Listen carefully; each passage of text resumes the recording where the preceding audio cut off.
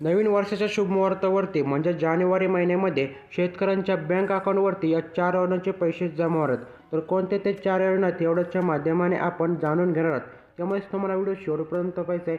तसेच जर तुम्ही आपल्या चॅनलवरती पहिल्यांदाच आला असाल तर आपल्या चॅनलला सबस्क्राईब करून आपले व्हिडिओसुद्धा लाईक करून ठेवायचे आहे. चला तर आता या ठिकाणी तुमचा जास्त वेळ न घेता आपण आपले व्हिडिओ सुरू करूयात. तर आता या ठिकाणी शेतकऱ्यांना मिळणाऱ्या 1 नंबरच्या अनुदानाचे पैसे म्हणजे केंद्र सरकारची PM किसान योजना आणि राज्य सरकारची नमो शेतकरी महासन्मान योजना. तर हिवाळी अधिवेशन संपल्यानंतर आता PM किसान योजनेचा 19 हप्ता तसेच नमो शेतकरी महासन्मान योजनेचा 6वा हप्ता लाभार्थ्यांना देण्यासाठी केंद्र सरकारकडून निधी मंजूर करून या दोन्ही योजनांचे हप्ते एकत्रितरित्या वितरित केले जाणार आहेत. तर कधी केले जाणार आहेत? जानेवारी महिन्यामध्येच या दोन्ही योजनांचे पैसे एकत्रितरित्या सर्व शेतकरी बांधवांना मिळणार आहेत. आता यानंतर आहे 2 नंबर आणि महाराष्ट्रामध्ये अतिशय अशी लोकप्रिय झालेली योजना म्हणजे मुख्यमंत्री माझी लाडकी बहीण योजना. तर आता या ठिकाणी लाडकी बहीण योजनेचे आतापर्यंत 5 हप्ते महिलांना देण्यात आलेले आहेत. डिसेंबरचा हप्ता 1 जानेवारीपर्यंत सर्व पात्र महिलांच्या खात्यामध्ये जमा होईल अशी माहिती आपल्याला महाराष्ट्राचे मुख्यमंत्री देवेंद्र फडणवीस यांनी दिलेली आहे. व आता लाडकी बहीण योजना बंद होणार नाही. तसेच योजनेच्या निकषामध्ये कुठल्याही प्रकारचा बदल करण्यात आला नाही.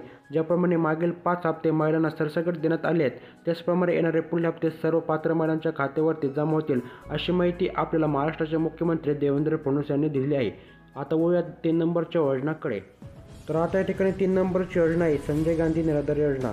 तर आता या ठिकाणी संजय गांधी निराधार योजनेचे तसेच श्रावणबाळ सेवाराज्य निवृत्ती वेतन योजनेचे ऑक्टोबर आणि नोव्हेंबर 2024चे या 2 महिन्यांचे पैसे लाभार्थ्यांना वितरित करण्यासाठी राज्य शासनाने 2 ते 3 दिवसापूर्वी एक शासन निर्णय म्हणजे GR निर्गमित केला होता. त्यानुसार आता पैसे वितरणासाठी मंजुरी देखील दिली होती.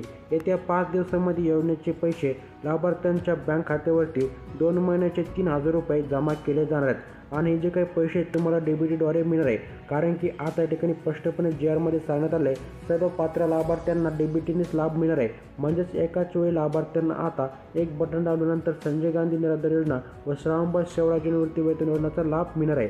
त्यानंतरच्या योजनेकडे वळूयात आणि शेवटची योजना पाहूयात कोणती आहे. तर आता नंतर 4 नंबरला आणि शेवटला आहे अतिवृष्टी नुकसान भरपाई. जून ते ऑक्टोबर 2024 या कालावधीमध्ये ज्या शेतकऱ्यांच्या शेती पिकांचे नुकसान झाले ते 22 जिल्ह्यांच्या शेतकऱ्यांना प्रति हेक्टरी 13,600 रुपये 3 हेक्टरच्या मर्यादेत नुकसान भरपाई आली आहे. राज्य शासनाने एक GR निर्गमित करून 2,900 कोटी रुपये इतका निधी मंजूर केलेला आहे. येत्या 4 ते 5 दिवसांमध्ये हा निधी बाधित शेतकऱ्यांच्या बँक खात्यावरती वितरित केला जाणार आहे. तर आता अशा काही प्रकारे या 4 योजनांचे पैसे शेतकऱ्यांच्या बँक खात्यावरती जानेवारी महिन्यामध्ये वितरित केले जाणार आहेत.